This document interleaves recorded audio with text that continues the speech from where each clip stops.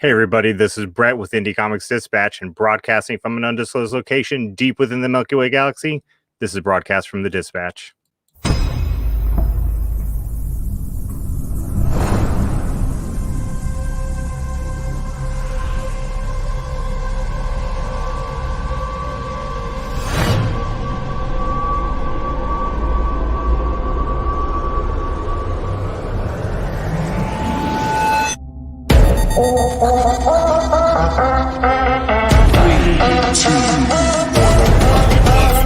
If you got a story and you want the world to know it, if you think you ready and you ain't afraid to show it, throw your hands up high, yeah, we might stand out.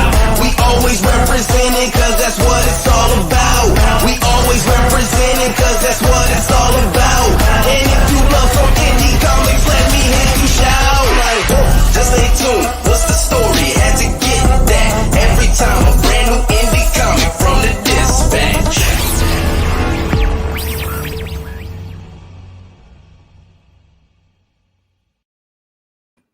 Hey everybody, welcome to another episode of Broadcast from the Dispatch. I am Brett, and I'm excited to be here tonight. We have a great night lined up for you.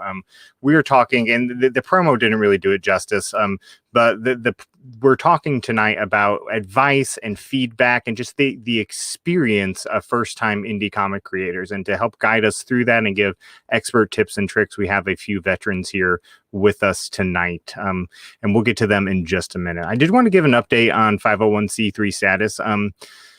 So I've been saying it's been delayed because that's the word that I was hearing. So I dug a little deeper in the IRS today, and it's been way delayed. Like 3 to 4 months is now what a 2 to 3 week application is taking with the IRS for nonprofit status in particular. So I will continue to keep you guys updated because I'm excited about it. So I keep you updated on what I'm excited about. So we're hoping that presses through. The board is ready to go. We are ready to get that status and kind of activate some sponsorships and stuff like that. So we are excited, but it's just COVID. COVID's just making everything take forever right now. So all the different stimulus stuff that the IRS is doing. So it's just everything's making it drag, and that's a bummer, but it is what it is. I do want to give a quick plug again because I have a book as part of it to the Nightfall Part 3 Wingless Comics Kickstarter. As bonus content is a issue 0 of Immortalis, which is my first book with that I've written with Wingless Comics. And so if you haven't supported that yet, you can find it on any of the Wingless Comics profiles, social media, Instagram, Facebook, and in my profile, indie.bread on Instagram. The link to support that is there, and you can go support it and get to catch up if you haven't been a part of the Wingless Comics Nightfall. It's actually a crossover also with Constant Hustle Comics. So if you haven't been a part of that, you can get catch up digital and physical catch up tiers, and mustard tiers also. Sorry, I'm a dad. I make stupid jokes. Anyway, without any further ado, tonight's guests, I'm going to bring this first guest on first because we're actually here tonight because of the Indie Comics Dispatch Kickstarter. One of the reward tiers was that you get to pick the topic for tonight's episode, for a night episode on Broadcast from the Dispatch, and be one of the guests. And Mark Bernal from Lesser Known Comics did that. So Mark founded Lesser Known Comics in November of 2020. It had initially started as him trying to make a graphic novel, and he started in 2020. Just wait till we get to how many books they have out. In the process of finding illustrators, he decided that he wanted to work with multiple indie comic book creators and form a company that helped give aspiring comic book creators a place to launch their career. In the last 10 months, Lesser Known Comics has grown to a team of 19 illustrators, writers, graphic designers, and other team members. We have created 13 comic books to date since November 2020. Holy shit, Mark. And are currently working on 16 more books for 2021. Mark, welcome to the show, man. Hey, how's it going?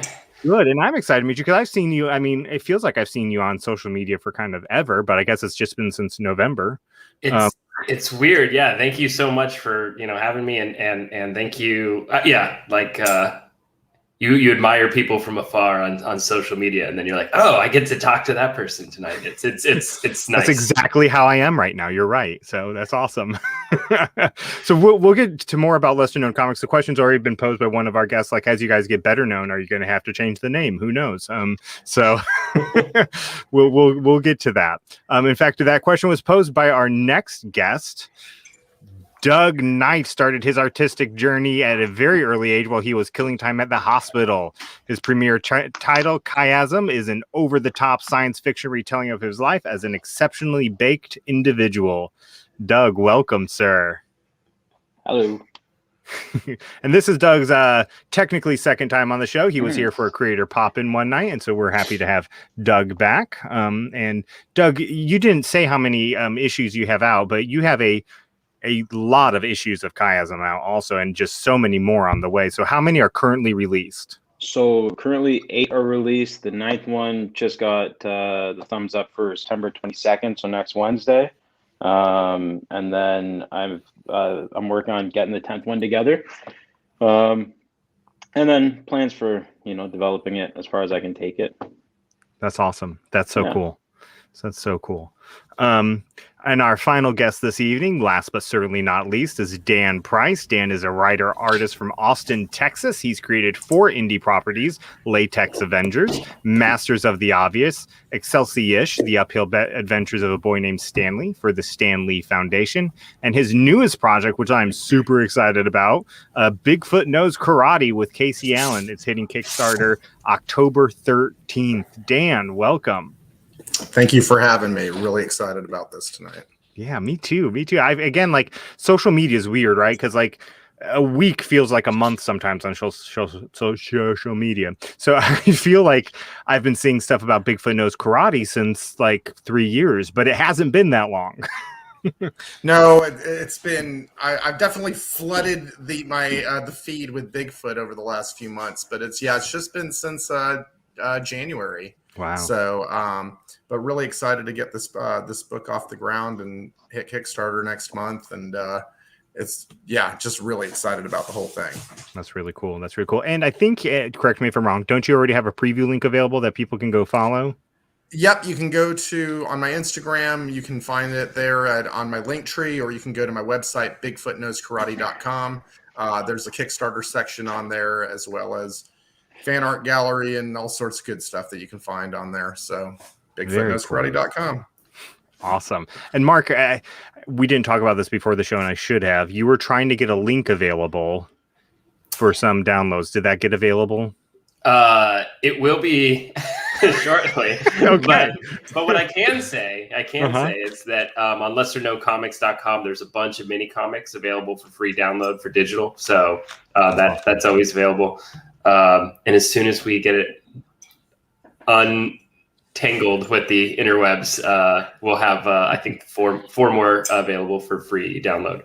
That's awesome. Well, we'll plaster it everywhere once you get that available, whether tonight or tomorrow or the next day or next week. We'll help spread the words, because if there's one thing people like, it's free comics.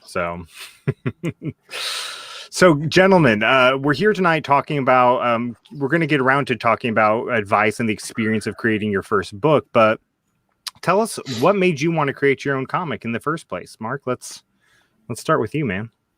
Well, I was a late entry to rejoining the comic book scene, so like a lot of people growing up, they didn't have a lot of money to buy comics when they were really, when they were younger, but they would see, Spider-Man and X-Men on animated series and stuff like that.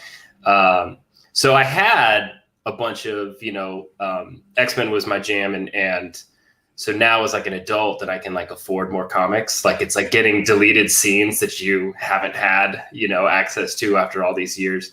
So it's been super rewarding. And lo and behold, I was always figuring out a way to get, my creative writing out there.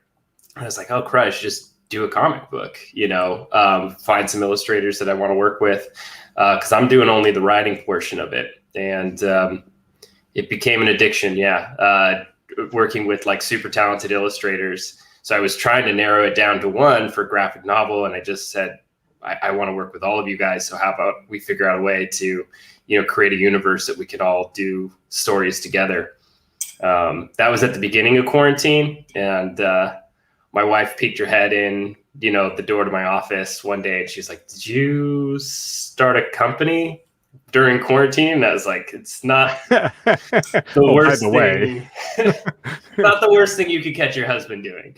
So that's amazing. That's really, really cool. And so you have 13 books out now, 16 more on the way. So not all. So I think 7 are out, and 4 at the 13 minus 7 are in post production right now. So those will be the ones coming online here in a week or two. Very cool. Very cool. Doug, I know a little bit of your story, but tell everybody else how you came to comics. So I spent a lot of time in the hospital as a kid. I was diagnosed with a brain tumor at an early age. So that affected my vision, left me legally blind. So, I had just a lot of time to kill, but I found catharsis in doing, art and drawing and, taking that kind of steam off. And, time went on. Obviously, I liked cartoons and all this fun stuff, same as Mark. And, unfortunately, with comic books, I wasn't able to connect to the writing of it because I could never access the words themselves because they were too small for me to read comfortably. So it kind of kept me at an arm's length. But once the digital medium became really popular, I was able to figure out that you can zoom into like 800 times and breathe in each word, and that kind of reignited my love for the medium. And I've spent the last 10 years tattooing and doing a bunch of really cool stuff, but I finally kind of decided to take on the challenge of creating my book and making different stories and see where it goes. I'm pretty excited about what I've accomplished so far and looking forward to what I can make moving forward.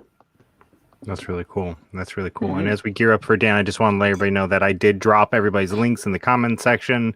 If you're on Facebook, YouTube, you can give them. If you're on Instagram, sorry, no clickable links in Instagram comments. So there's really no point. Dan, tell us why comics? I mean, it started when I was 8 years old.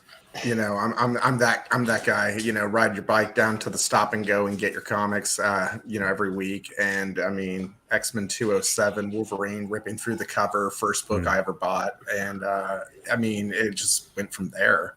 I did my very first kind of comic work when I was like 17 for a small little studio. Sorry, my dogs come over here to say hello. I love it. Yeah. So hello. So anyway, I did my first work when I was about 17, just coloring for a small studio out near where I grew up. And I didn't get to really do my first book until I was 30, though. And it was just one of those things that it was like you had to get it off. I had to get it off my chest. I had to know that I could do it. I had to know that I could go the distance, write and draw my own book.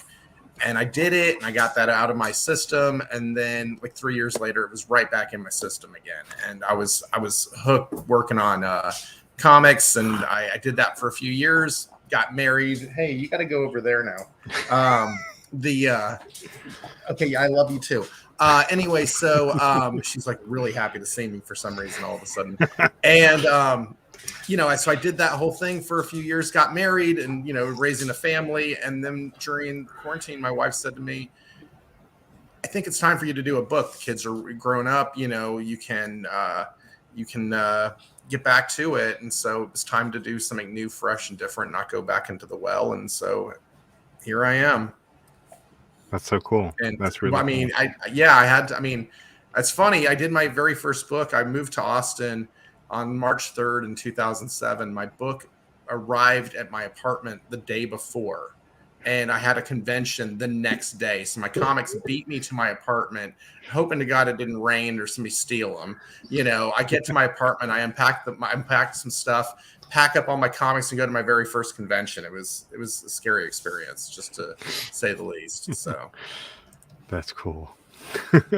Well, fantastic. So we've heard a little bit about each of your projects, but feel free to just take a moment here before we dig into the meat of the subject and tell us a little bit more about your project. Dan, you got a Kickstarter coming up. Go ahead and tell us a little bit more about Bigfoot Knows Karate. Where did the idea come from? What can you tell us about it? The idea came around, I don't know, about 2015, I would have to say. I love crazy characters. I mean, I have a character named Latex Avenger. He's got a rubber on his head. He's got a sidekick named Spermicidal Foam Lad, and together they repel crime 99.9% of the time. I love funny, ridiculous things. And so making character, it's kind of reprehensible. What are you going to do? So the name has always been the biggest thing for me. Like, if you come up with a good name for a character, you got a good hook, it makes the whole thing work. And so the name just stuck in my head for a while. It was originally a comedy, and he lived in the suburbs and went to junior college and worked at a corn dog on a stick in a mall. And it was just ridiculous. But it all morphed and changed once the art style came into play. Then it became an action adventure psychological thriller. You've got he's a gentle cryptid warrior in a world where anyone can be the hunter and anyone can be the prey at any given time. And he's got to go up against Kung Fu Thulu, which is our take on Cthulhu in the story. So, like, imagine just two cryptids whooping the shit out of each other for a handful of pages with a really gnarly twist at the end. Think Kill Bill meets Godzilla versus Kong. That's the best way to describe it.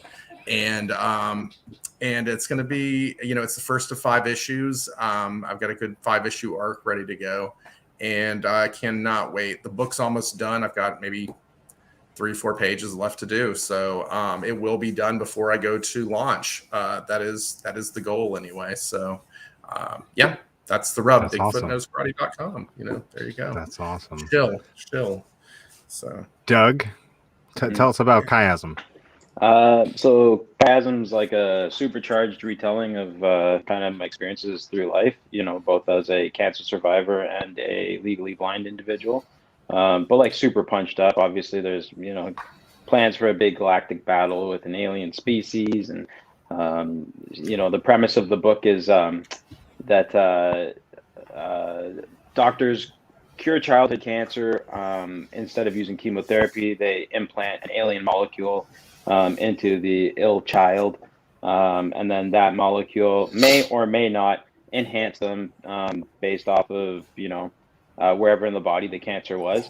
So it's a real fun kind of drum that's been beat a lot of times, but it's my way to do it, and I just want to have a good time making it. If I can inspire some kids or help some kids take some steam off and kind of release a little bit of their creative thought process, I want to build it into a platform where, if other kids are inspired and they want to have me make a character for them, then I can bring them into the universe and, just kind of have a lot of fun with that. Like, I don't really have any grand plans other than just continue making cool books. The art style is always kind of a little different because I started at ground zero with I didn't read any how-to books or anything. So, I go back and I look at the first issue. I'm like, woo! There's some dodgy choices.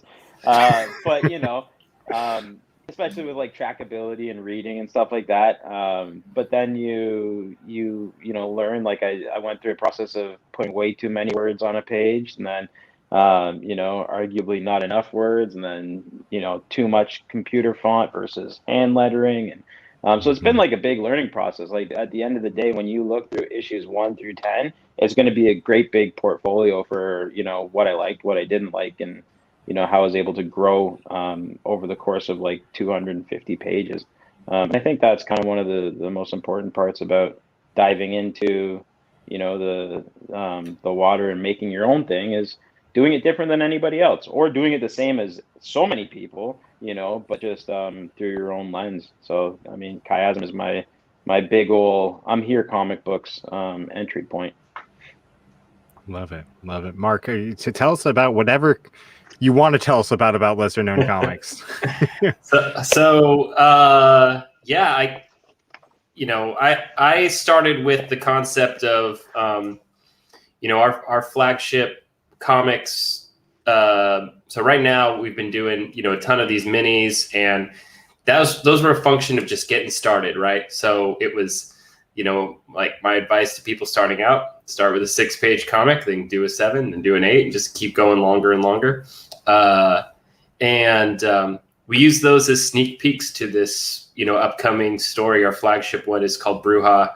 It's about a Latina punk rock witch that dabbles in vigilantism, and she's like our Wolverine that ties like a lot of our universe around. She's been around for past 200 years. And like most of us, if you learned witchcraft or you learned magic, you probably wouldn't make responsible choices, And, so instead of like Wolverine, who was like, the best at what he does, and everybody he runs into are from these cool, super awesome missions or whatever, like she's like, oh yeah, that's a consequence from, 50 years that's come to bite me in the ass.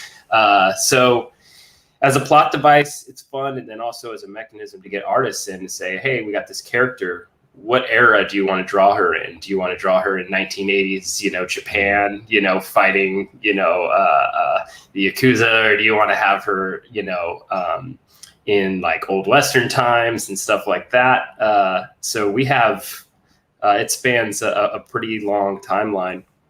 So at the point that we started bringing illustrators to do that, then some other folks with some really cool books started coming to us and say, hey, can we publish through you guys? And I said, we are brand new. We're probably going to be the worst publisher like in the world, but we will be as fair as possible and transparent as possible.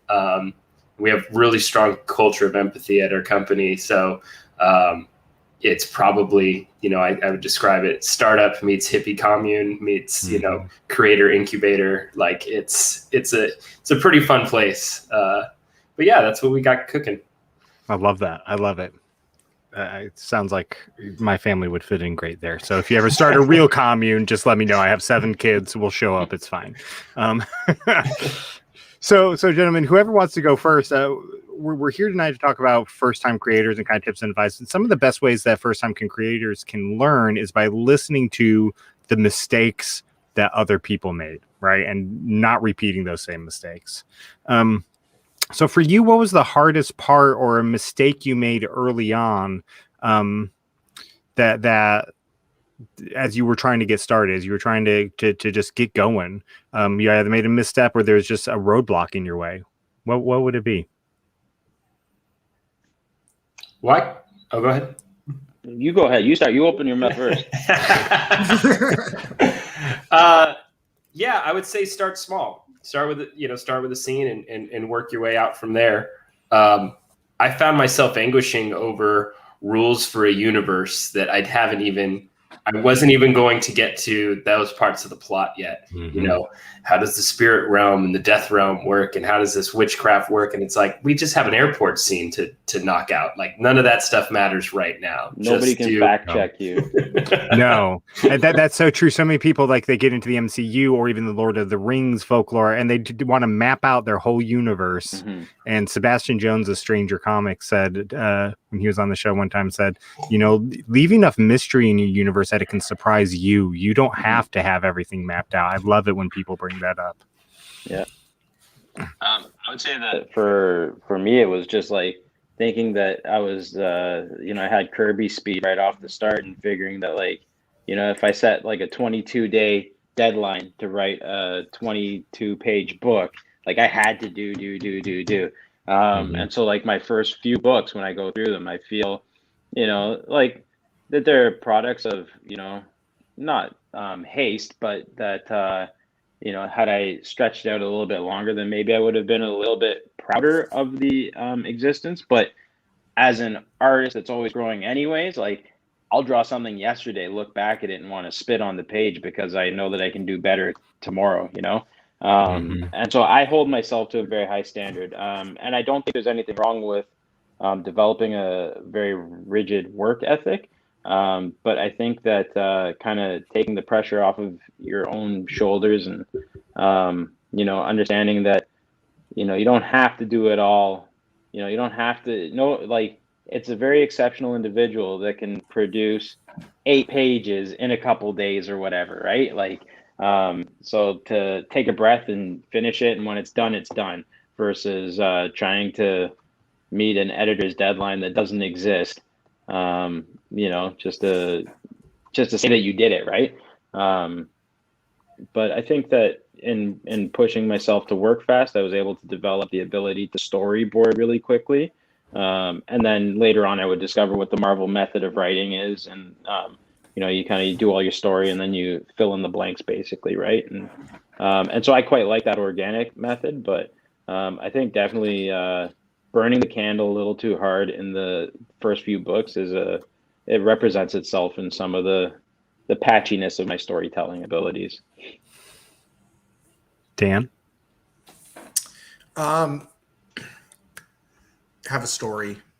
I mean, it's the foundation of what you're going to do. And I mean, I know for a lot of artists who start to do comics, they put the cart before the horse.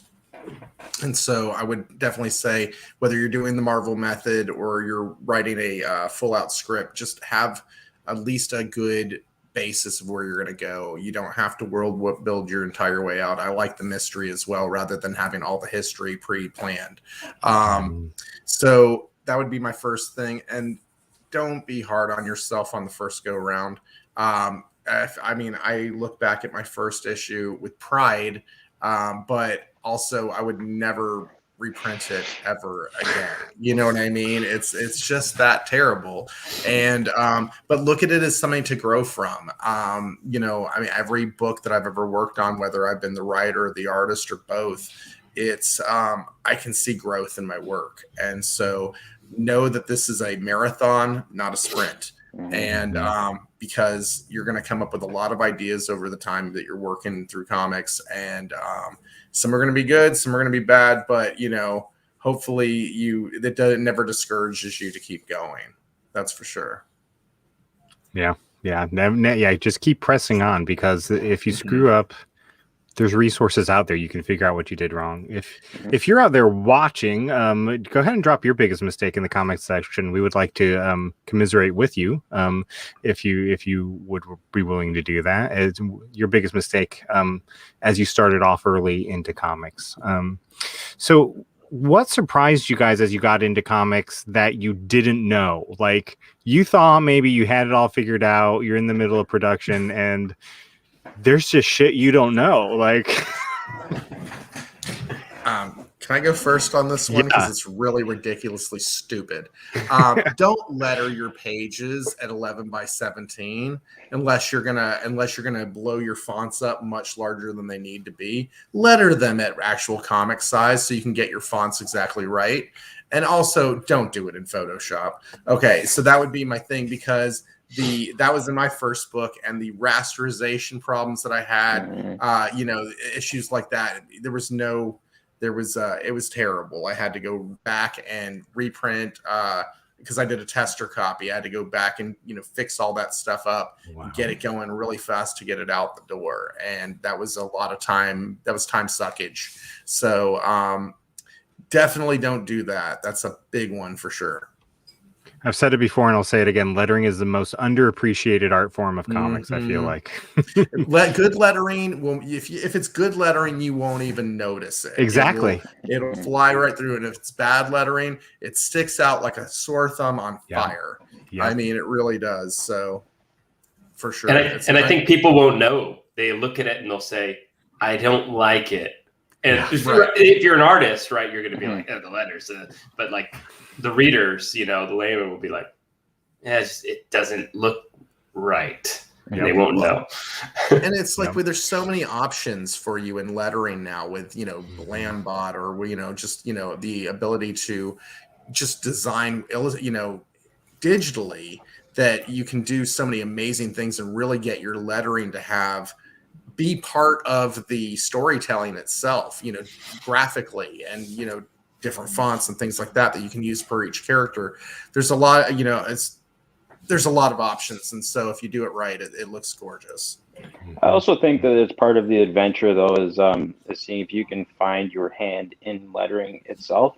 I've had a few conversations on different groups and stuff where, you know, you throw it out there. What do you prefer, digital versus hand lettering and stuff like that? And it's like everybody's split. Like there's so many options and there's such diversity as you mentioned there, Dan. But in the same sense, you know, there's something that I've really started to find a love for in drawing my words closer to the art form, right? And so, and I shopped around, I looked at a lot of digital fonts, and perhaps it would be easier, but I think that, you know, in not rushing myself to reach that, you know, pinnacle or anything, like giving myself time to develop the hand lettered style is going to let me maybe make some digital choices in the future that are similar to what I can create as well.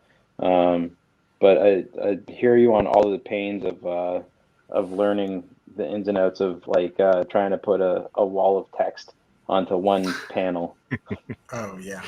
I'm always reminded, I'm always reminded there was a Cyberforce issue back in the 90s with some guy who looked like Wolverine jumping with claws, and it was like a splash page, and he was in midair, and there was a Claremont-esque amount of word balloons coming out of him as he's jumping midair. And it was like 4 or 5 balloons, you know, all tucked together. And I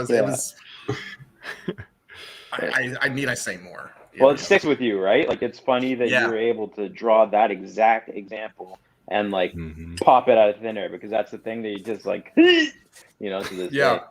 Yeah. What about you, Doug? What was something that surprised you that you just didn't know?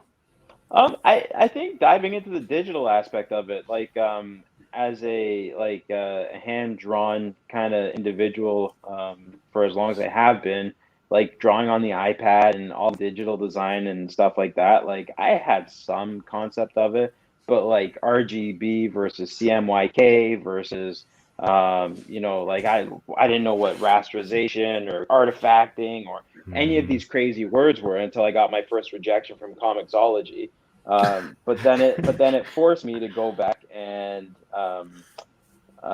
you know, figure it all out and learn it, and you know, phone a friend and dive into some Udemy courses for photoshopping and stuff like that. But I think just like that caveman, you know, sitting in the dirt drawing in the, you know, with my finger and just being like, okay, make book, you know, and not expect, you know, it just didn't appear out of the flames or anything. One of the cool experiences that I had in figuring it out, though, was working with a indie comic shop that's, you know, a couple hours away from my house, and that guy was super helpful in teaching me how to set my books up and stuff like that. You know, so I have like a very limited run of first prints, and then you look through it and you're like, I can see a very clear text word from when I didn't fill in the word through somebody's afro, you know. So it's like you learn the editing. I learned that editing is like, it's just as important as any of the art or any of the lettering or anything like that. Yeah, that was me. Mark, how about you, man? I mean, you're not only making comics, you're publishing other people's comics. What did you find out that you didn't know? Yeah, I think it's the death by 1,000 paper cuts that, you know, it's one thing to draw a comic, it's one thing to write a comic, make a comic, but going through the process of design and layout, sending it to a printer, because it's not till you hold it in your hand after you went through 1,000 proofs of it and you're like, yep, this is the one. Now you got a big box of comics and someone says, hey, the website's nowhere on this comic. And you're like, damn. That's like the lesson that you're like, so yes, we have 2,000 comics that, you know, went out without no advertisement. Yep. You know, hopefully Google works out well for those folks, you know. So yeah, you learn that. And you know, we talked a little about, you know, before before the show started, with, you know, talking about the community. One of the big advantages I have is working with so many people. We have one artist that's, he completes pages 3 times as fast, but, you know, his line work is just different. It takes less time than somebody else's, right? So, everyone works different speeds, different levels of detail, focus different on colors. People enjoy different things. We have folks who love doing their own lettering. Some people who are just like, no way, you couldn't force me at gunpoint to do my own letters. And but being part of that community and kind of seeing like that, okay, it's okay to be different. It's okay to have my own things. It's also changed how we do compensation. We actually do flat rate regardless of how many pages or things that you do. So, because people work differently, right? Some people like can set their timer in the morning and they're like, I'm gonna wake up and I'm gonna do it, this art from here to here. And some people are like, yeah, I'm not gonna do anything for 2 weeks and then I'm just gonna knock out like a bajillion pages like overnight, on a coffee bender, so find you and be cool with you, just be cool with, how you create. I like that you brought up that your first 2,000 books or whatever were not without a web address on them. When you make mistakes like that, it can be so easy to beat yourself up over it. Like broadcasts from not broadcast, that's the show we're on. Tales from the Dispatch, our anthology series we put out with Snowy Works. If you got a physical copy of that, they're both number ones, even though one's number two. We checked everything and missed that, and so shit happens, even Marvel and DC misses stuff in editing sometimes, and you just got to learn it's okay, it's gonna happen. I thought I just got a variant. You do. Well, I told Drew's probably gonna hate me for mentioning that on air. I told him, we'll just say it's volume 1 part 1 and then volume 1 part 2. They're both volume 1. That's not real though. We just screwed up. It happens. Growing pain. So we've talked about what surprised you that you didn't know, but what maybe that you knew, but there was just this barrier, like you just hit a wall and you could not figure out how to get around it, even though, sometimes people are surprised by the cost of printing a comic book. So that can be a barrier for some people. Sometimes people can hit barriers. I'm in all sorts of groups and people hit barriers trying to find an artist they can afford. What's some barriers that maybe you hit that you weren't expecting?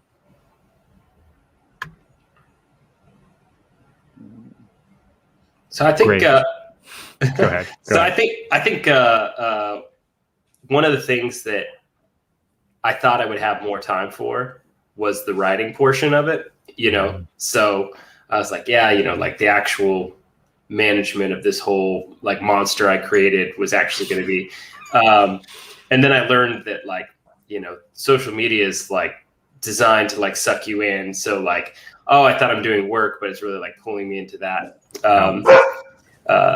But so by necessity to, like solve some of those problems, I actually leaned harder on the illustrators to our advantage, where I started creating like free space for them, like where it says, okay, I don't need to tell you how this bloodbath goes down. These henchmen are going to enter the room here. And then by the end of the scene, this is what the last panel needs to be. I don't need to write and tell you how to decapitate and, set on fire, these 12 henchmen. And what they came up with was horrifying, but so much better than what I ever would have written. And I think some of those things, I didn't anticipate, but it's so obvious once you're in front of it, right? It's like, oh, they're the visual storytellers, like let them do their work. But that's awesome. That is good advice. Just trusting your artists to do what they do best. I've heard other people say that before too, that when you can get to a certain point where you can just trust that your artist will take the scene, and sometimes they know better than you because they're in the visual medium. Doug, Dan, did you guys any barriers? Yeah, I'll jump in here. I think that it seems to me that we're all similar places in being fathers.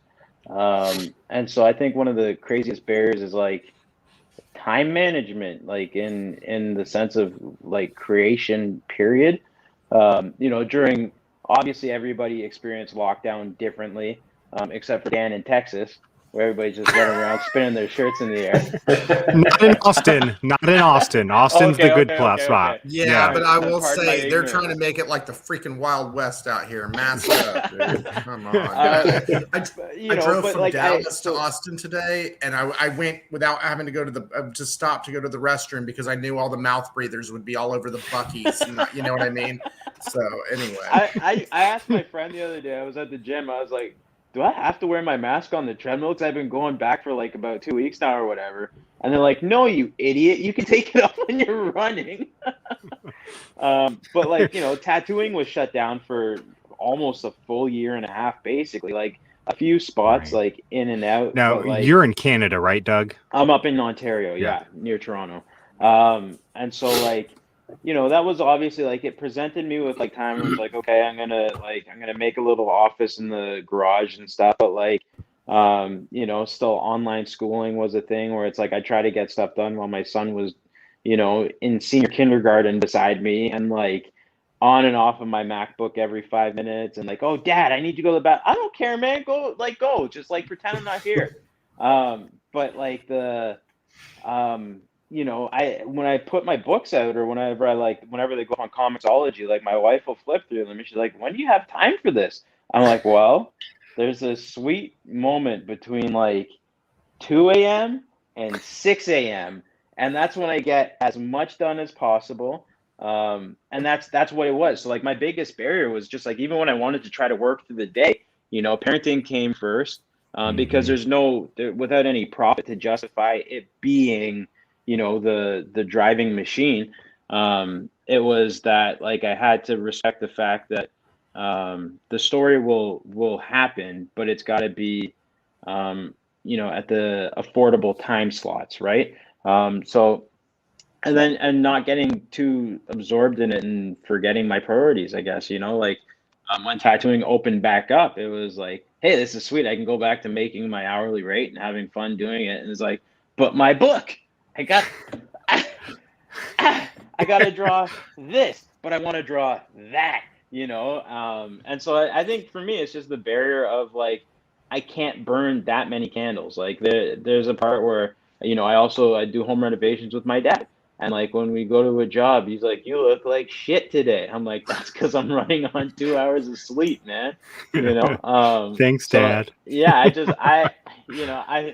I just wish, not that there was more time in the day, but maybe I had like a separate head or more arms or something, because that's, it's really like losing yourself. Or like, I think we've all been through the thing where you feel like you're being pulled so far away from your project that like you go from being so dedicated to it for such like a focused amount of time, and then all of a sudden like you're like, oh damn, man, I'm a week and I haven't inked a page, I haven't done anything, and you feel like you're starting to fail yourself, when really, like, even if it's only an audience of 3 people or whatever, it's like, people are going to respect that like you just make it in the first place, right? So your biggest barrier is your responsibilities. I don't know, and I know it sounds silly, but it's at the end of the day, right. You got to pay the bills. You're right. As indie creators, nobody's paying you up front to create these books. And so you do have to manage that. Dan, you got any barriers that came to mind?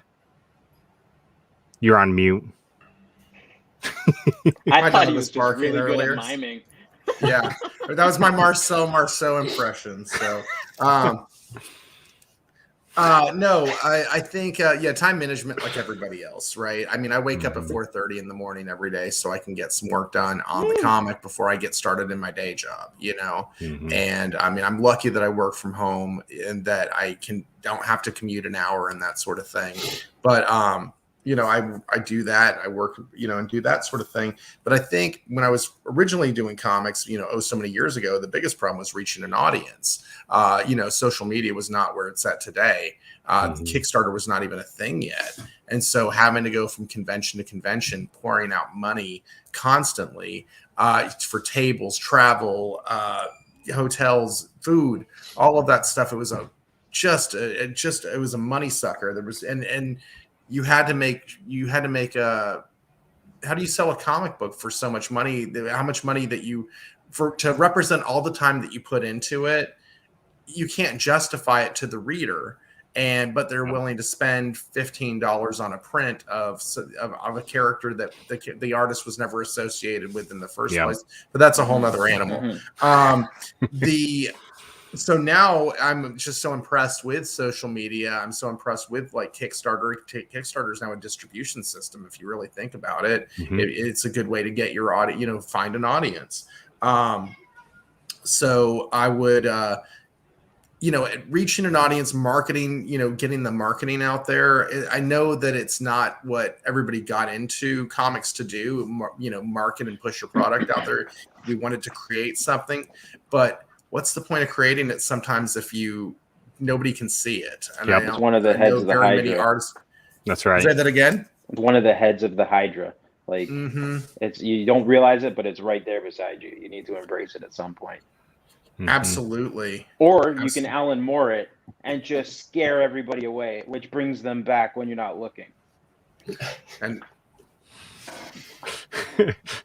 I got a couple questions on Instagram I want to get to. First, Between Magic and Dreams says, where's the best place to scout artists and letterers? Any thoughts there? So for me, go ahead. I just asked, I think that's the best part about the indie comic community is like everybody's like eagerness to help. Cause I think everyone's got the same imposter complex where they're like, with all our artists, like they don't want to share their PSD files because they're like, if they see my layers, they'll know that I'm making this all up as I go along, and they're all going to look at me and judge me, because my process is probably wrong. And it's like, no, everyone's process is wrong. And everyone's so receptive to those questions because it's just, hey, I like your letters. Who does yours? And that initial introduction, it's like, I don't know. It's like getting welcome to like a club, or something like that. Like the cold emails to like, hey, to somebody who didn't refer you, like the email return rate is like, oh, they'll get back to you in like a couple weeks. But it's like, hey, Justin, Dave's, said, told me to reach out to you, and I really like the letters of yours he was showing me, and it's like, oh, Dave. And they're like, you're part of us, you're part of this like indie comic creator cult, so, yeah, I would just say, just use that network and talk to people that you admire their work. So to iterate, would you say that, just being socially putting yourself out there and not like just opening yourself up to the possibilities of what could come is the best way to go about it? Yeah, I mean, if I heard Mark, that I think that's great, and that's what I see a lot of people do too, right? And I was going to say Facebook groups. I see Facebook groups. There's so many of them, and you can post in them and just be like, "Hey, I'm looking for an artist for this project," and people will DM you nonstop with their artwork and their rates and everything. It's really easy. The problem is sorting through all the DMs. And I will say there are creators out there who get really. I love the indie comic community, obviously, but some people need to not be so worked up about if people don't take their advice. If you ask a question, you're going to get lots of different advice from lots of different people, and you make the best decision for yourself. And if somebody doesn't take your specific advice, just chill out a little bit. It's going to be okay. Yeah, you can lead a horse to water, but you can't make it think. Right. Dan, I think you were going to chime in. Yeah. I've never really looked for an artist before, I mean, I fell ass backwards into my creative partnership with my old partner years ago. And we met at a 24-hour comic day and just hit it off and started working together. But, in finding because I have a co-writer on Bigfoot Knows Karate, Casey Allen, and we met through something called the Comic Jam. And I don't know if y'all have ever heard of it, but it's a workshop. It's where artists and writers get together the writers get a theme. They vote on a theme, and then the writer, then they have 1 week to write a 1-page comic based on that theme. Theme, and then those scripts are randomly given to artists at random, and they have to draw the 1-page story. So it forces you to work in genres, mediums. Love that. I love that. Yeah, comicjam.com. You can find him on Instagram at the comicjam_alt, I believe. So I met Casey. Casey runs the Comic Jam. He's like he's kind of running the show. He didn't create it, but he kind of took it over. And when the original guy said I'm tapping out, and Casey kept it going. And we worked on, I mean, I did something about space sharks. I mean, it was the weirdest thing. I loved it. And, I had to put lasers on their heads because a la Austin Powers. Yeah, thank you. Come on, right? And, we did all sorts of different ones. Even when Steve Ditko died, we did a tribute piece. That was one of the themes. And Casey and I were lucky enough to get matched on that one together. Mm-hmm. And that's how we really kind of hit it off. So you never know where you're going to find that, that person, your collaborator. But if you are looking for anybody who's in the audience right now, and you're looking to kind of dip your toe into comics and get comfortable with it, I really do suggest the Comic Jam. The comicjam.com. It got me reinvigorated into comics, and so I'm really grateful for that. There's a little plug for the jam. So. Yeah, I love that. I'm going to totally check that out because I don't know that I knew about that. That's freaking awesome. It's pretty incredible. The Comics Lounge 1 on Instagram. I want to know how we're streaming from StreamYard to Instagram. It's a little bit of magic that I do. DM me. I'll tell you how I do it. Can you send me that information as well or get included on that? Yeah, it's a pain in the ass, but I'll tell you how to do it. Okay, great. And then Steve, I love Steve. Steve is a comic creator himself, and then also he writes reviews for Indie Comics Dispatch. He said, I've been thinking about promoting my Kickstarter in Facebook groups, but I'm also a dad and I can't be active often. Sometimes I worry it seems like I'm spamming. Steve, you're not going to be the only one spamming to the groups. There's lots of groups that it's just spam, man. I think, guys, what's your opinion on that? Because I think that if you post something and you're able to go in even a day later and interact a little bit, that most people are cool with that. I think being as transparent is just saying that, because everyone's in a unique situation, where, whether they got, a kid, they're trying to get through, virtual school or whatever, or, they're balancing a day job. The thing about the indie comic scene that I've, it cherishes and values transparency and honesty, and it's like once you open up to this group, it's so welcoming, and yeah, I mean, I literally was sending messages today saying like, hey, we're getting ready to do our first conventions. Could somebody kind of just walk me through what the hell I should be doing and to prep? And the amount of response in terms of people being like, yeah, let's nerd out over that. It's, if you ask it and you explain where you're coming from, people are so welcoming. Yep. I agree to all aspects of that. So we're getting close to an hour. And so, one of my fellow admins must have commented because it came up as if I asked this. What is the biggest challenge you've had facing deadlines? How do you overcome them? Well, actually, I can tie into this one. So I had a spoil of riches with my first few books, where they're pretty much all ready to go with a decent schedule because I had been working on them for, I guess, about a year to get them all ready ahead of time. But for my 10th book, I've chosen to everything by hand. I'm inking it, penciled it, hand lettering everything, just because, why not? And, unfortunately, life got busy, and now I'm staring down the barrel of I want to have it done by the release of my 9th book. Well, my 9th book is coming out, and I'm only 2/3 done inking and lettering everything. So I guess the real thing is that if you have a deadline that you're holding yourself accountable to, then you have to carve those hours out. And then if you can't, don't kill yourself over it, because until you're paying your mortgage with it, people are going to respect the fact that you still are producing. But that, I think, also ties into engaging with the people that do support you to let you know, hey, not dropping off of the face of the earth, just doing something a little bit more difficult. Here's what it looks like while I'm doing it, you know? And that's been my experience so far, is just keeping people up to date with the fact that, like, I didn't quit comic books, you know? I just got to get stuff done as I get stuff done. So that's what it doesn't really help, but it's just like, that's what it is. It's just like saying there's no big deal if you can't get it done by tomorrow, you know? Yeah. Anything to add, Mark or Dan? Yeah, I mean, so I've been really trying to have my book done before the Kickstarter launches. I've been burned on some crowdfunding books that just never really materialized, and so it's like kind of very much my commitment to the reader that they're going to have this book timely.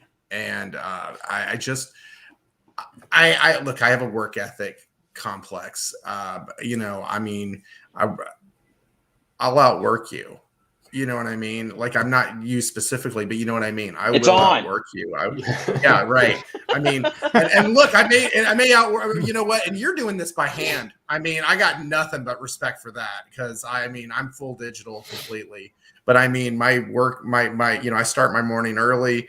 I work my day job as a creative director. I work in the evening on the book. You know, juggling the family and cooking dinner and doing all that stuff. But it is, I kind of lost my train of thought there for a second. Yeah, because that's the other thing, because I'm multitasking constantly. Mm-hmm. You know, mm-hmm. So it's my commitment that I just want to make sure that I'm giving the people what they deserve. You know what I mean? If you're willing to back my book, you know, on the 13th, I'm so grateful for that. You know what I mean? And so I want to make sure that I'm going to do everything in my power, that, you know, I've got to die, you know, for this book not to come out. And even then there will be instructions in my will. Yeah. There will be instructions in my will on how to get the Kickstarter to go through process for my wife and Casey to figure out. There's no reason this book cannot come out. You know what I mean? So it's that important. So yeah, there's a lot of self-imposed deadlines. There's, you know, and just keeping your work ethic going and not getting, and when you do falter, because like this week I've been on a business trip, I haven't gotten anything done. You know, I know that I'll make up the time somewhere else. I will get it done. And, you know, and just give yourself a break. But because look, we got into this to have fun. Mm-hmm. The day that this stops being fun is the day that it becomes work. And while you can enjoy your work and you can say, I've never worked a day in my life, that's bullshit. Work is, you know, I mean, I love what I do, but work is work. So you get back what you put in. Absolutely. And you know what? And we've talked about the indie comics community, you know, being so supportive that, they you can know, smell bullshit too. Oh, say that again. They can smell bullshit. Oh, absolutely. Yeah. Mm-hmm. And but you know, they kind of feel, you know, I mean, it's a healthy competition in the sense that, like, I'm not competing with any of you guys. I just want to have a book that, you know, that matches up with where you guys are at. You know what I mean? Because we're all in it together. I mean, this totally, you know, and I know that we'll talk about some of the, you know, the indie comics a little bit later, and, you know, in regard to the whole industry, but you know, all we can do is support each other and, you know, just make it work that way. I think it's fantastic. I am so excited about the indie comics community right now. Well, that's funny. We were talking about how great the indie comics community is, and it is. There's a lot of great people out there. Paige just commented, what do you guys think about the constant conflicts between indie creators? Somebody's always mad, I think is what they intended as. Somebody is getting crazy. I'll let you guys answer. I have my answer, but man, you can't make everybody happy. Right. And everybody's going to find, like, everybody being general, but like most people are going to find a hole in something that they don't like or that rubs them the wrong way, because we live in a world where, like, everybody has to be heard. And like, we're story makers. So it's like, we want to be heard. And we kind of need to develop the ability to both roll with the punches, and then find, you know, the line in the sand that we refuse to cross. I believe that, like, I think if you have conflict with somebody, it should be for a really legitimate reason. If someone is like clearly stealing, like if somebody puts out a book and they call it chiasm, but it's spelt the exact same way as chiasm, and it's about a guy named, Desmond Philippe, or something like that. Like, you might take exception to that, but at the end of the day, maybe they can draw better. I don't know. Like, so it's just like, it's one of those things where it's like, as I said before, you get what you put in, right? So I'm going to put out positive energy. And if somebody doesn't like that, they can positively fuck off if they choose not to engage with me, right? But I'm not going to waste my time or creative energy in fueling somebody else's bad attitude. And I hope that passes on to the people that I hold close to me. Having the conversation with you guys tonight, I feel a very similar, like a kinship, in the fact that we all are PMA first individuals. It's a passion that's driven by the art. And I think that, like, if you can build the community of positivity, then it pushes people that want to have conflict away from you. And the better that everybody learns how to communicate, doesn't matter if it's in Canadian or if we're communicating in American, or, you know what I mean? Like, it's all words. And so, like, if you can even just send out positive energy, like, your body language is going to speak for itself. And I think that's, like, driving positive intentions and art first storytelling is how you push out the conflict, or just ignoring it, right? Like, let the kids be angry at the table by themselves. I love that. Anybody else want to comment on that? Yeah, there's nothing more disarming to somebody who's mad or screaming at you than just, that subtle art of not giving a fuck. Yeah. It's because we're all humans that we're just trying the best we can with the information provided to us. And I mean, actually, last week, I think I had like a very, very animated audio message left on my phone. And it was just a misunderstanding, right? Like, how dare you do this? And I was like, well, that's not what it is. It's this. Oh, okay. And it's like, well, you should not leave the audio message. Yeah. Ask the question of, hey, what's going on first. But I think Doug, you got it right. And I think you both have it right too on the deadline. I think the positive part about the community, we do something called like a batch system. So on this day is the cutoff for this batch, So out of all artists, it's like, if you have your stuff in, it's part of that batch. If not, it's just in the next batch. And it's no biggie. No one's mad at you. That's because really someone's like, oh, I got sick, or this happened, or one of our illustrators, she tried a new coloring technique, and she's like, well, I learned how to waste massive amounts of hours, and I was like, dog shit.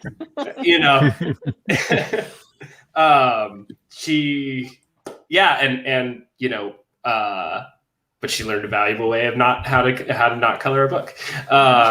And her book looks great. It just came out later, So I actually think that would be a good strategy as well for illustrators or creators that aren't even associated in the same publisher, right? Find somebody else and be like, hey, I want to push my book out by January. Maybe we can try and push them out at the same time. Somebody may get done in November, somebody may get done in December. Doesn't really matter. You guys just committed that, like, hey, we're going to try and lift each other up in January and talk about this book, these books we've made together.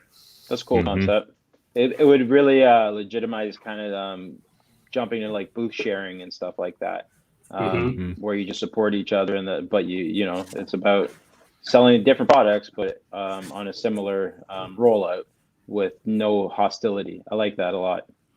Yeah, because I came from the music scene, and you could be really straightforward. You'd be like, hey, there's only so much room in my Plymouth Grand Voyager. Can we borrow your drum set? Like, and there's no offense in that, people are like, yeah, I'll get you back, I'd like to see some more of that in the scene, and I think we have all the ingredients. It's just putting the pieces together. Yeah, putting your egos aside. Paige said, like I said, if you're doing indie comics, to watch what others are doing, you will never be happy. That's very true. And I think with indie comics, I mean, everybody's so creative that emotions and tempers can flare with creatives, right? But it's just, again, like, why did you get into this? And did you get into this for yourself or for other people? Dan said, I agree with Doug, stay positive. And Dan was actually helpful to Indie Comics Dispatch. But one episode we did, have you read any books you didn't like lately, without naming names? And Dan was like, that was awkward. I was like, you know what, Dan? It was. You're right, Dan. It was very awkward. And the dispatchers had to make some tough calls. Like, we don't post reviews if it falls under 2.5 because we want to stay positive. We don't want to call you out if you're still learning and growing. And so we've been through some tough transitions with trying to remember to stay positive and not get in the weeds with stuff. So Dan, you were trying to say something.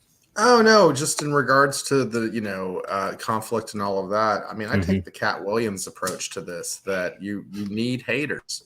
You need haters. Haters are how you know that you're getting where you need to go. And if you got 20 haters, you need to work your ass off to get 40 more. And I'm paraphrasing that completely because I cannot do a Cat Williams impression worth of shit, but you know what I mean. So I wouldn't say relish in it, but just accept it for what it is and know that look, I mean, we want to make people happy with our work, obviously, but if there's no such thing as bad press. If they're getting the feathers ruffled, at least people are noticing. I mean, I recently had a situation where my T-shirt artwork for Bigfoot Knows Karate got bootlegged. Yeah, I saw that. Yeah. Did you? Yeah.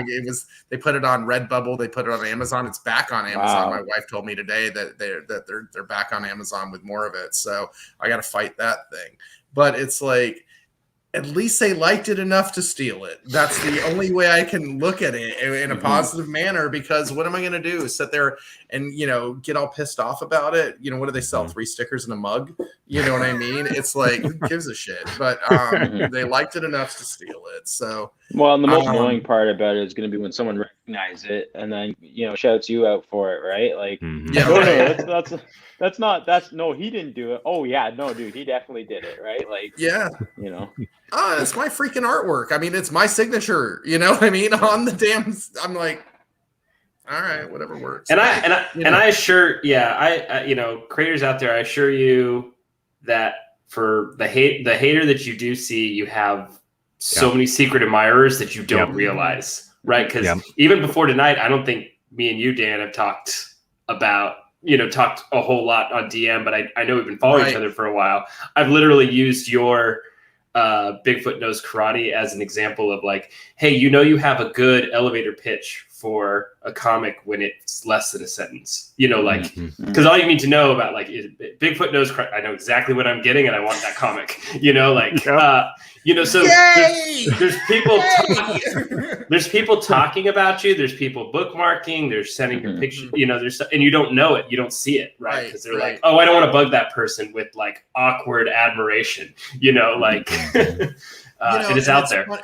And it's funny being on the other side of it though, because it's like, there's people out there that I'm like so enamored with their work, and every time I see it, I'm always like, ooh, look at this, and you're bookmark it and you're like, show your wife, hey, look at this. Isn't this guy? This is the guy. You know what I mean? Like there's a gentleman who I've been following his work, and like every time I see it, I want to DM him and go, you're so amazing, but I don't want to look like an absolute geek. I mean, I am an absolute, but you get my point. I don't want to push it even further. So do it tonight. Do it tonight. DM him. He's probably dealing with some troll that's like just totally ruining his mood, and you're just gonna make his day. Yeah, no.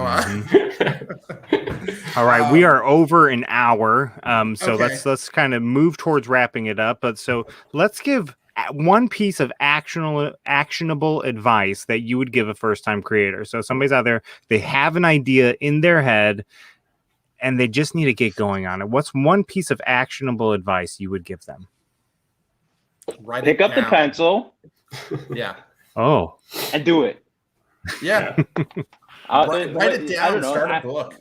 Yeah, what's an action? Is like a great idea is only, a fart in a windstorm until you, decide to make something of it, right? So it's like your action is to make more comics, right? Like is to get a piece of paper and draw a stick figure with a speech bubble. It doesn't have to be anything, groundbreaking, but like get a sketchbook, draw a picture, make some words. It's just do it. Like it really is like the Yoda thing, do or do not, there is no try. I'm paraphrasing because I can't do Yoda and I can't remember it, but I know that like I think you were pretty close. it's you got to do it. You just there's nothing stopping you other than yourself, because it's the loudest voice that you'll ever hear. I mean, I was just, write it down, try to get a little book. This is the first notebook that I did back in 2007 to collect all my story ideas from Latex Avenger. You can even see the Sperm Lightning logo right there. So good. Getting that tattooed. It was funny. My wife was saying to me today, if you make X amount of dollars on your Kickstarter, you should like put a challenge out there and get a Bigfoot Knows Karate tattoo. I'm like, nice. Actually, there was a guy who did that recently. Chris from Crit did that. He got the tattoo on his arm of the Crit logo. So I mean, hey, go big. So anyway, but write it down. If you don't write it down, it's just a fleeting thought. And you can forget it as quickly as your McDonald's order from 2 weeks ago. You know what I mean? So don't do that. Put it on paper, put it on your board, and come back to it later when you're ready to get started. Even message a friend, right? Yeah. Like as long as because like you said, you write it down. So if you message a trusted friend, you're like, dude, I got a wicked idea. It's this. Then you can always call back to that. But I think you're 100% right. Write it down. Mark, what would you say? Yeah, coming from the breaking into like the industry standpoint, the difference between the people out there doing stuff for for us or lesser known comics or doing variants for us, it's the people who send that initial email. I had a college student reach out to say, "Oh, can I intern with you guys?" And she just kept doing more and more stuff. And, she's our lead graphic designer now. She's working on her own comic book, and it's just like, there's people out there who want to support you, that want to, just send the email, send the DM, just reach out, a couple people won't respond, that's why there's more than a handful of people on this planet. There are people out there who actively want to support you. And email us. That's awesome. So let's give some shout outs real quick as we begin to wrap up. Who should people be following right now that they maybe aren't? Other than you guys, obviously, if you're out there watching, listening to this on the podcast after the fact, we want you to follow Lesser Known Comics, Dan Price, and Cross-Eye Comics on Instagram, Facebook, wherever you can find them. But who are some other people? I'm grabbing something in arm's reach. Okay. Oh yeah, that's there's a lady. Go ahead. Oh, I was just saying, Drew at Snowy Works. He's one of the first cats that I talked to. Yeah. And Drew's an amazing guy. Yeah, he's like super easy to talk to. He's super helpful about sending me links and connections. And then oh my God, I'm gonna have to check my email, so I don't want to be rude. But there's a gentleman named Ray. He's the illustrator on a project, Outstanding Tales, I believe. He's been really fun to talk to too. Give me a second, I'm going to check. But somebody else continue, I'll get his name. I've got a few people, and I've got some artwork to show that they've mailed me and stuff. This is Matthew Skillern. Okay, oh, wow. He's doing the variant cover for Bigfoot Knows Karate. That's amazing. Bigfoot and Kung Fu Thulu there. And this one, he's at Skillful Studios on Instagram. You got to check him out. Sorry for the glare. Here's another one. This is Adam Caswell. Okay, you can find him at Adam Caswell. Sorry. You can find him at Adam Caswell 33. And this he's doing, can you see that? He's doing, this is another variant cover for the deluxe edition of Bigfoot Knows Karate. Absolutely gorgeous. And then this is another piece by Draw, Erase, Repeat. Louise Thomas. Amazing work. You can see it all. So those are 3 that I would definitely also recommend. And one more. This is Kamorian King. She did this piece of art for us, and absolutely gorgeous piece. I love it. So Kamorian King on Instagram. You can find all of those people on Instagram and just search them on people I'm following or something like that at Danomite139. But those are 4 people that I would definitely recommend that you check out. Funny Figs. That's Ray's Instagram. Oh yeah. Yeah. That dude, his style is it's fantastic. It's beautiful. Every time he puts something up, it's like, damn, that's a steady hand. And he does a lot of airbrushing too, which is just really cool because it's not just your Procreate brush set and you make a nice fade. Like, there's something so authentic and special about how he does his blends. He's taught me. Same with Gabriel Esquivel. That dude he's an incredible penciler. He's on a project right now called Night Wrath, I believe. He's also another fantastic talent and easy to talk to. Everybody that I shout out is somebody that I've had a conversation with, and they send out the same positive energy that I embrace and send out myself. Mark, what you got? I got a couple folks. So another publisher, Sovereign Comics, just Tears, just the nicest person. I mean, the amount of dumb questions I bombard that dude with on any given week, and like how quickly it's like everything from like, how do I do shipping? Like, it's like postage, like, like just dumb postage related questions to like, so definitely a shout out to that. A variant cover artist that did a cover for us, Nick Alcorn. Yeah, he's got his own comic called Eight No Grave, but he did this Condry cover for us. That was just one of those things where like I checked my Instagram on a Monday and it's like, look what's in there, and I was like, I don't know how it came to be, but yeah, I guess he just started working on it, and I was like, yeah, that's absolutely amazing. That thing's dope. And then Jamal Harley from Royal Oaks Comics. That's brand new. Yeah. Have you seen their book? No, but That's awesome. That is awesome. It's his first one out the gate. Wow. And that's an amazing cover. When you're like just like so jealous with like, I'm just like like this book is so good. And it only gets better on the inside. It's just everything about it is great. It's awesome. And then of course he like leaves you with like, oh yeah, check out this other book that's coming out, Valkyrie Sinclair, that I'm doing. And I was just like, dude, are you kidding me? Like, so rad dude, and just making amazing work. So definitely check that out. Royal Oaks comic, and yeah, that comic Who's Bad is definitely a great place to start. That's awesome. Well, gentlemen, tell everybody where they can follow you and how they can support your projects. Dan, you have a Kickstarter coming up. Tell us again how they can follow you and get to your Kickstarter. You are on mute still. Don't forget that. All right.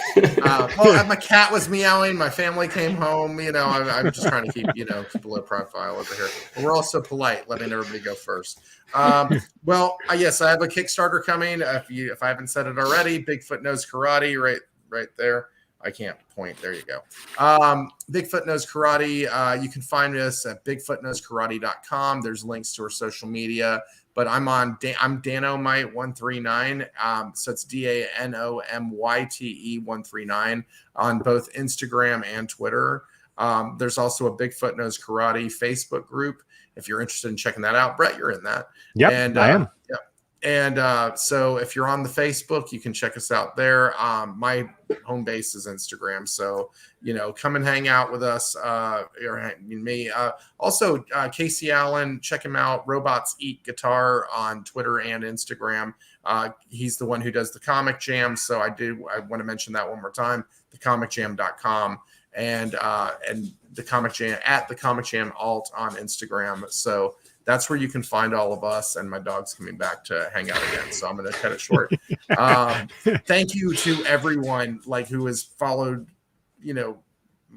follow me and Bigfoot and just get involved in the comic. Thank you so much. Kickstarter is October 13th. Can I just plug one more thing? We're doing a pre-launch. Totally. We're doing a launch party on October 13th on Instagram. It's going to start at 6:30, like a little pre-launch party. I pushed the button for the funding at 7:00 that night. Casey and myself will be on there. We encourage everybody to come on and hang out with us on the live, not just in the chat, but come into the actual the room and hang out 5-10 minutes and let's just bullshit and have a good time. We got the regular book, we got the deluxe edition, which is going to have a link to a director's commentary in the comic. So you can actually go to a YouTube video that is a private YouTube video that you're going to have a director's commentary that's going to talk through the entire book about how we got there, where we're going in the future, and get to learn, because we're so guarded on the storyline for this. We'll get to really answer those questions that you're going to get when you get to the end of the book. Hi, dog. Hi, cat. So I'm sorry. I just got back. So don't really be sorry. See me. Loving My it. son has come down and hugged me before in the middle of a broadcast. So totally animals. Yeah, no, my son, I haven't even said hi to him yet because he just came home from band practice just a minute ago. So he was coming in here and he was all like, "Hey," and I'm like, "What's up, buddy?" While I was muted talking to you guys. So anyway, so thank you all very much, though. I'm gonna stop now. Who wants to go next? Doug, why don't you tell people how they can follow you, how they can support yeah, sure. Chiasm? So I'm at Cross-Eye Comics. There's no D in there, just Cross-Eye, EYE. And all my books are on Comixology for $2 right now. Super accessible price point. I don't want to get rich off of it. I just want to get the word out there and kind of try to build my brand that way. I don't have any Kickstarter plans just because I think I'm still just really having fun creating. I have a few books that I'm going to drop over the next few months that are different titles. So I'm excited to kind of give the readers something different to see my style flexed out at.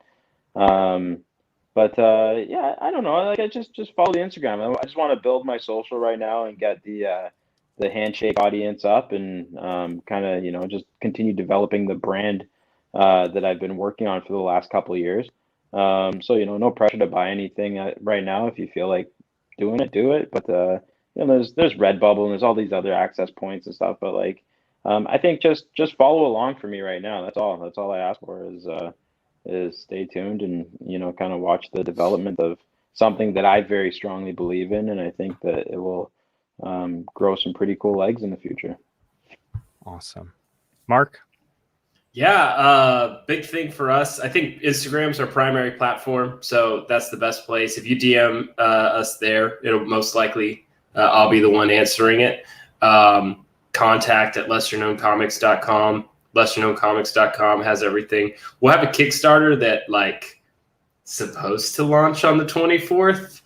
So it'll just have the next batch. It'll be batch 3, and I hope it launches on the 24th because that's when the press release goes out, but yeah, and you can download some free mini comics on lesserknowncomics.com right now. So those are free. And then, yeah, for creators, we want to be a resource for everybody. So I want to pay it forward. So all the dumb questions I asked, Sovereign Comics, you feel free to hurl them at me. And if I don't have the answer, I'm going to be like, oh yeah, go ask Tyrone over at Sovereign. And that same thing with folks who want to get started doing variant cover stuff or doing minis or something like that with us. Cause for example, Matt Shee, he's an artist, actually down there in Texas as well. He was like, hey, I got a convention coming up, and he made the cover and we just sent him a bunch of books, that was, so we had something else to have at that convention. So those kind of things, we're willing to do that. Same thing if people are printing books and you want to jump on our bulk order print run, it costs me nothing else, to get you guys bought into our, our bulk orders. So, just ask for what it is, and if we can help, we can help. Yeah. So definitely don't be shy, and don't be a stranger out there.